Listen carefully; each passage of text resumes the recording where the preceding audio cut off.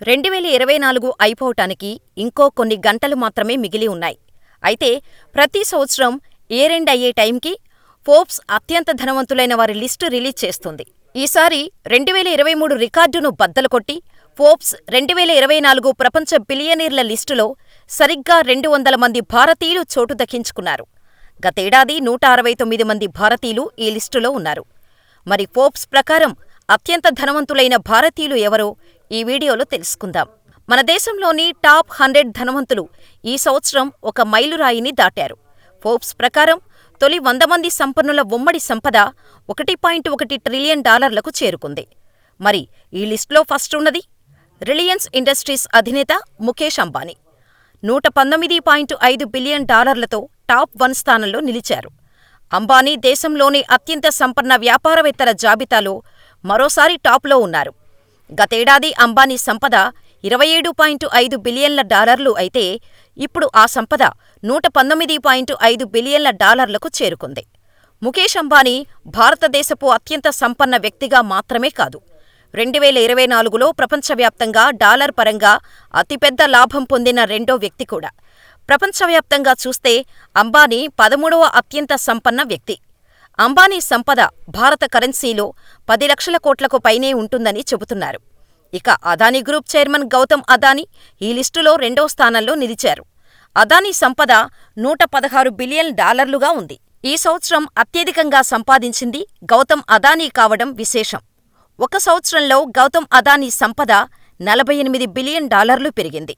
ఇది సుమారు 9.75 లక్షల కోట్లకు సమానంగా చెబుతారు. అయితే అదానీపై హిండెన్బర్గ్ నివేదిక ప్రపంచవ్యాప్తంగా సంచలనం సృష్టించింది. అదానీ సంపద పెరగటానికి మార్కెట్ మాయాజాలమే కారణమని ఆ రిపోర్టు సంచలన ఆరోపణలు చేసింది. దీంతో అదానీ కంపెనీ షేర్లు ఢమాల్మన్నాయి. ఫలితంగా అదానీ గ్రూప్ కంపెనీల విలువ $140 బిలియన్ ఆవిరయ్యాయి. అంతకుముందు అదానీ అంతర్జాతీయ కుబేరుల స్థానంలో 2వ స్థానంలో ఉండేవారు. గ్రూప్ కంపెనీలతో పాటు వ్యక్తిగత సంపద కూడా కరిగిపోవటంతో ఆయన ఇప్పుడు ప్రపంచ సంపన్నుల జాబితాలో 23వ స్థానానికి పడిపోయారు. ఆయన ఏడాది వ్యవధిలోనే 35% అంటే దాదాపు $28 బిలియన్ సంపదను కోల్పోయారు.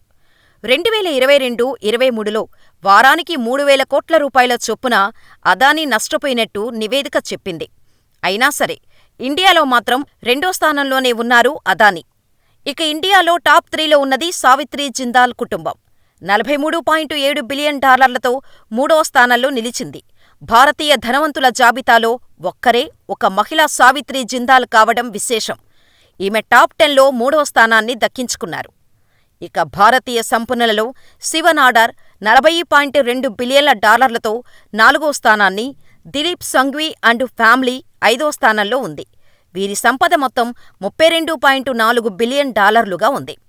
ఇక 6వ స్థానంలో రామ్ కిషన్ దమానీ, వారి కుటుంబం $31.5 బిలియన్ నిలిచింది. ఈ రామ్ కిషన్ దమానీ ఎవరో కాదు, డీమార్ట్ వ్యవస్థాపకుడే. ముంబై స్టాక్ మార్కెట్లో బ్రోకర్గా అడుగుపెట్టినప్పటి నుంచి ఇప్పటివరకు అదే లో ప్రొఫైల్ మెయింటైన్ చేస్తున్నారు దమానీ. మీడియాకు ఇంటర్వ్యూలు ఇవ్వటం కానీ, బయట పార్టీలకు వెళ్లటం, ఆఖరికి మార్కెట్ మీద సైతం కామెంట్ చేసేందుకు ఆయన ముందుకు రారు. ఎక్కడైనా విరాళాలు, సాయమందించిన తనే పేరు రాయించడు. కనీసం మాట వరుసకు కూడా చెప్పొద్దంటూ సాయం, విరాళం పొందిన వారిని రిక్వెస్ట్ చేస్తారు. గతంలో ఇండియాలో 2వ అత్యంత ధనవంతుడిగా గుర్తింపు వచ్చిన సందర్భంలో ఆయన లేటెస్ట్ ఫోటోలు సైతం మీడియాకు లభించలేదంటే ఎంత లో ప్రొఫైల్ మెయింటైన్ చేస్తారో అర్థం చేసుకోవచ్చు.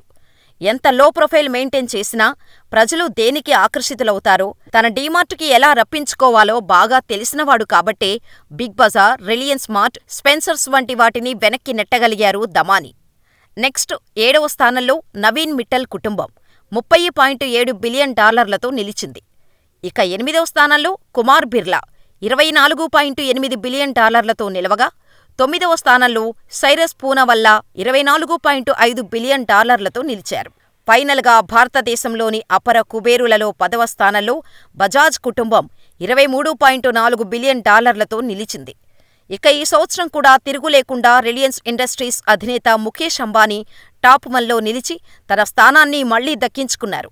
మరి ఈ టాప్ 10లో ఉన్న బిజినెస్ మ్యాన్స్లలో మీకు ఎవరంటే ఇష్టమో మాకు కామెంట్ చేసేయండి.